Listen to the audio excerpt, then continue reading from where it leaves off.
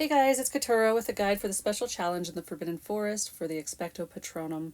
And I thought I would just go through the whole thing. I'm doing this on my alt account and her highest spell levels are just around 10. And I do that so the guide is usable for most everybody in the game. And I did a Snape deck for a lot of this. You don't really have to have Obscurus, but I do have it. And you could definitely swap it for a lower level spell for deck rotation, but this is just what I used and it worked fine. This first level for the forest is actually pretty easy. And you first go up against these fire crabs, and really my goal here was to set up time turners all around with me. So anytime crabs came up, and then Abby's just sitting there doing her thing, and then you have the bombastic bombs that, attach to the Abby or to your time turners, and it just creates more damage, and it's pretty easy to get through. You just kind of sit there, and as they pop up, take them out. You have to do it for a minute, I believe. So it's really not too long, and you just sit there and get through it. Not too hard, you don't have to have high spell levels.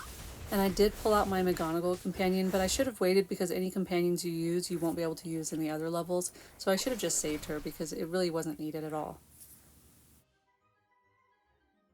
And next we go up against this ghoul. It's also not too hard and I'm using the same exact deck. If you have time turners for your first thing, you can set them up just around him and they'll do some damage. And you don't have to take him down all the way. So it's pretty quick and easy before Daniel calms him down.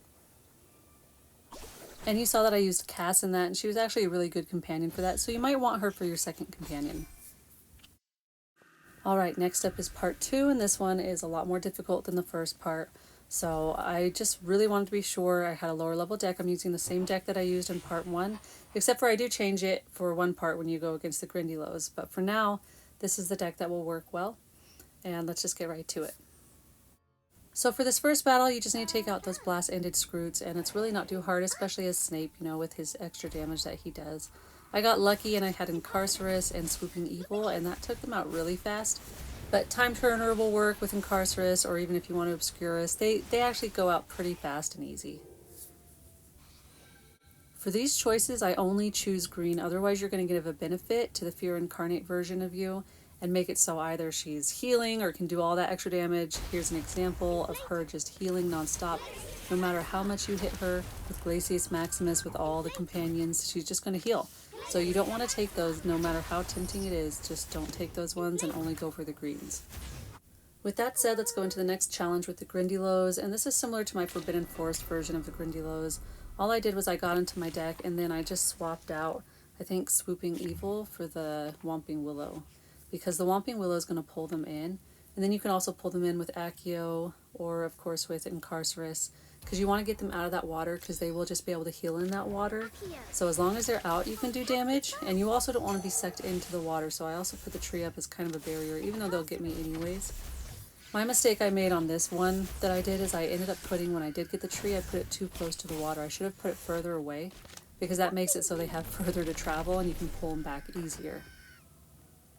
So because of that mistake, this took a little bit longer than it should have, but if you just put the tree further away from the water so it pulls them away, and then you can do damage, and then you can incarcerate them towards the tree or Accio them towards the tree and do all that, then it just makes it a lot easier. So the goal is the tree's going to pull them in, you're going to pull them in, you have Time Turner for doing extra damage, and then it's really not too hard. Just try to make sure you don't get sucked in, and also having all the summons as well, make it so they get distracted by pulling in your summons instead of you.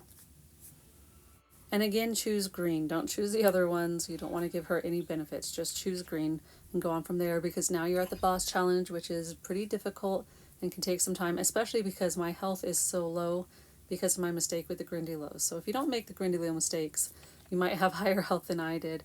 And here I just swapped out. I wanted to be able to heal a little bit, so I actually ended up putting a Pisky. And of course I took the Whomping Willow out, but this is the deck that I used against my first battles with her. So my goal here is to try to take the least amount of damage as possible. That's why I like the Time Turner, because she focuses on it instead of you. She can be really hard to catch because she moves so quickly. But if you can catch her, that helps you avoid some damage while you can potentially get some in. You can see I'm doing a Pisky to raise my health up a little bit. And then if I can get Time Turner, I'll put the Time Turner out and just try to get her down while trying to take the least amount of damage as possible for me. For this next phase with her, I really just inflated her a whole bunch and tried to make it so she cannot do too much damage because my health is low. If your health is not as low as mine, you could definitely be trying Inflatus with Glacius, but she is hard to catch And with that, you would have to wait till you have 6 MP to be able to do them in succession of each other and actually have some damage done to her. So between Inflatus and just moving around a bunch, that's basically what I did on this one. Just to try to get her down, because I think you only have to get her down to around 15 or so before it takes you into the next phase. As you can see, my health is really low, but I am still able to get through this next phase, even with this low of health. Click It's Not Over Yet, and then you'll have your friends load in, and then the next phase is about to start. And your goal here is move around a bunch to avoid her, but Inflatus and then Glacius Maximus as much as you can. And if you can Inflatus again to trap her, just keep trying to trap her and do that. And if you can do that over and over, you'll get her down, and then you'll be able to avoid damage and you'll be able to finish this fight. It can be difficult and you might need to retry it. It does take moving around so she can't catch you sometimes, but you should be able to get it after a few tries.